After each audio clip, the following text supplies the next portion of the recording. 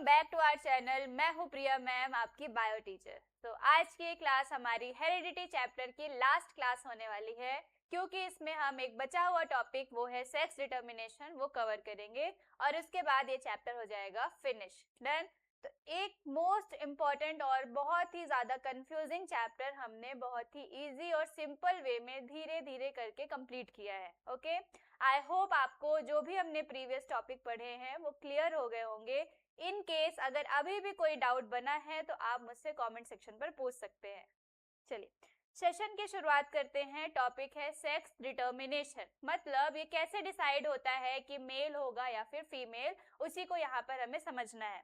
बहुत ही important topic है, तो इसे आप स्किप नहीं कर सकते हैं क्योंकि ये हर बार एग्जाम में आपसे पूछा जाता है। सेक्स डिटर्मिनेशन, इसके लिए हमें पढ़ना पड़ेगा क्रोमोसोम। क्या पढ़ना पड़ेगा? क्रोमोसोम। आप बोलोगे मैम क्रोमोसोम तो पीछा ही नहीं छोड़ रहा है। कैसे छोड़ेगा? जब आप हेरिडिटी या फिर किसी भी ऑर्गेनिज्म के पूरी डिटेलिंग को पढ़ोगे तो ये क्रोमोसोम तो बार बार आपको पढ़ना पड़ेगा। ठीक है, इससे अच्छा ये है कि एक ही बार में इसका कॉन्सेप्ट क्लियर हो, तो जब भी ये आए तो आपके माइंड में पहले से ही क्लिक हो जाए कि अरे ये तो मुझे बहुत अच्छे से आता है, इसके बारे में ज्यादा क्या ही नई इन्फॉर्मेशन मिल जाएगी। ओके, नाउ क्रोमोसोम के बारे में सबसे पहले तो आपको ये पता है कि ये कितने होते हैं? 46 होते हैं। कितने? 46 क्रोमोसोम होते हैं, जिन्हें हम दो कैटेगरी में डिवाइड करते हैं बच्चों। कितने कैटेगरी में? दो। एक होते हैं ऑटोसोम, एक है ऑटोसोम और दूसरे आते हैं सेक्स क्रोमोसोम। क्या है? Sex chromosome. डन। तो पहली चीज तो ये क्लियर हुई कि क्रोमोसोम को दो पार्ट में डिवाइड करते हैं। एक होता है ऑटोसोम और दूसरा आता है सेक्स क्रोमोसोम। क्लियर है? अब जो 46 क्रोमोसोम है उन्हें हम इन ऑटोसोम्स और सेक्स क्रोमोसोम में डिवाइड करेंगे। तो ऑटोसोम्स के नंबर होते हैं, अगर आप लिखेंगे पेयर में या फिर 46 को डिवाइड करेंगे तो 44 आएंगे किसमें? ऑटोसोम्स में। और दो जो बच रहे हैं वो किसमें आएंगे? सेक्स क्रोमोसोम में। इसी को हम पेयर में भी लिखते हैं, यानी कि 46 है तो 23 पेयर हम लिखते हैं। अब यहाँ पर पेयर आओगे तो कितने लिखोगे? 22। और यहाँ पर 1 पेयर आपके किस में आ जाएंगे? सेक्स क्रोमोसोम में। तो दोनों तरीके से लिखते हुए आना चाहिए। एक तो 46 अगर नंबर लिखा है तो 44 एंड 2, और अगर 23 पेयर लिखे हैं तो 22 पेयर किस में आ जाएंगे? ऑटोसोम्स में, और बचा हुआ एक पेयर किस में आएगा? सेक्स क्रोमोसोम में। डन, ये क्लियर? ऑटोसोम का मतलब होता है ऐसे क्रोमोसोम जो मेल एंड फीमेल दोनों में सेम होते हैं। ठीक है, इसीलिए इन्हें ऑटोसोम्स कहा जाता है, क्योंकि ये चेंज नहीं होते हैं मेल एंड फीमेल में। बट जो सेक्स क्रोमोसोम है वो मेल में अलग और फीमेल में अलग होते हैं, इसीलिए इन्हें अलग रखा गया है। और इसी की वजह से सेक्स का डिटर्मिनेशन होता है कि मेल होगा या फिर फीमेल। कैसे? मेल में अगर सेक्स क्रोमोसोम की बात करोगे तो इसमें आता है XY। क्या आएगा? XY। और फीमेल में आता है XX। क्या है? XY एंड XX, इसीलिए इन्हें अलग रखा गया है। आप देखो यहाँ पर Y है और यहाँ पर X है, इसीलिए ये अलग है। ऑटोसोम्स में सेम होते हैं मेल एंड फीमेल में। तो हमने ये देखा कि मैम आपने बताया सेक्स क्रोमोसोम मेल में अलग है और फीमेल में अलग है। ओके, मेल में क्या है? मेल में आता है X एंड Y और फीमेल में आता है X और X। अब इनके बीच में करना है क्रॉस। क्या करना है? क्रॉस। जब आप क्रॉस करते हैं तो आपको समझाया था कि सबसे पहले जीन को अलग किया जाता है। यहाँ से X है और यहाँ से Y है, इनमें भी जीन को अलग कीजिए तो ये X है और ये X है। एक चीज ये क्लियर हुई जीन को अलग करने से कि जो फीमेल है, फीमेल में दोनों ही सेम है, यानी दोनों ही X और X है। अगर दो में से कोई भी एक जाएगा तो रिजल्ट कैसा आएगा? सेम आएगा, कोई भी चेंजेस नहीं आएंगे। बट जब आप मेल में देखते हैं तो एक X है और दूसरा Y है, यानी दोनों ही जीन अलग अलग हैं। अगर दो में से कोई भी एक जा रहा है, फॉर एग्जाम्पल X जा रहा है, तो कंडीशन अलग होगी, और अगर Y जाएगा तो कंडीशन यानी रिजल्ट क्या होगा, चेंज हो जाएगा।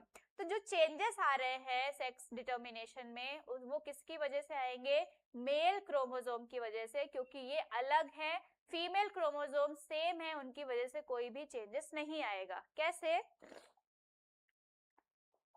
अगर आप देखेंगे कि इस X का क्रॉस इस X से हुआ तो क्या कंडीशन बनेगी, XX, डन। फिर उसके बाद इस X का क्रॉस अगर इस X से कराओगे तब भी कंडीशन क्या बनेगी, XX, डन। Y का क्रॉस X से कराएंगे तो क्या बनेगा, X और Y, और ये Y इस X से जाकर के फ्यूज होगा तब भी क्या बनेगा, XY। ठीक, ये थोड़ा सा कंफ्यूजिंग लग सकता है, तो इसके लिए हम क्या बना लेंगे, स्क्वायर। क्या बनाएंगे, स्क्वायर।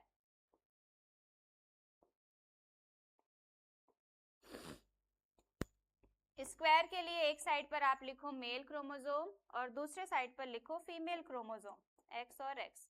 अब इनके बीच में अगर आप क्रॉस कराएंगे तो रिजल्ट क्या मिलेगा, इससे करते हैं, रिजल्ट मिलेगा इस X का क्रॉस इस X से कराओगे तो दोनों X हैं, इस X का क्रॉस Y से कराओगे तो XY रहेगा, इस X का क्रॉस X से कराओगे तो XX होगा, और X का Y से कराएंगे तो XY होगा। ये हो गया मेल क्रोमोसोम और इधर हो गई फीमेल क्रोमोसोम, डन। जो रिजल्ट निकल कर आता है बच्चों उसमें आप देखोगे 50-50% चांस है, मतलब XX होगा तो फीमेल और XY आएगा तो मेल।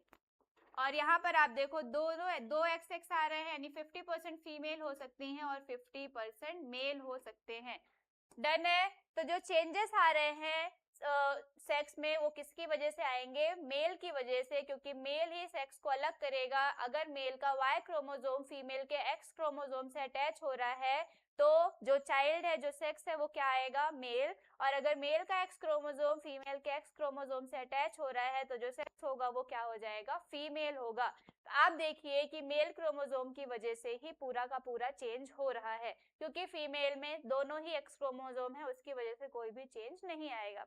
ये कहलाता है sex determination in human being. क्या कहलाएगा, sex determination in human being. बस इतनी कहानी आपको पता होना चाहिए। या तो आप ये क्रॉस कर सकते हैं या आप ये स्क्वायर बना सकते हैं, दोनों के बेस पर ही आप अपना जो रिजल्ट है वो वहां पर लिखेंगे। 50-50% कंडीशन बनती है जब मेल एंड फीमेल क्रोमोसोम्स या गैमेट्स आपस में फ्यूज होते हैं, डन। यही कहलाता है सेक्स डिटर्मिनेशन। याद रखना, X और X क्या कंडीशन बनेगी, फीमेल की, और X और Y किसकी बनेगी, मेल सेक्स क्रोमोसोम की, ओके ना। इसके साथ ही आपको ये भी एक्सप्लेन करना पड़ेगा कि कितने पेयर होते हैं जो ऑटोसोम्स में आते हैं और कितने पेयर आते हैं जो सेक्स क्रोमोसोम में है। बस ये 2 पेज अगर आपने अच्छे से समझ लिए तो आपको ये पूरा टॉपिक समझ में आ गया, सेक्स डिटर्मिनेशन। क्लियर, चलो थ्योरी देख लेते हैं क्या लिखी हुई है।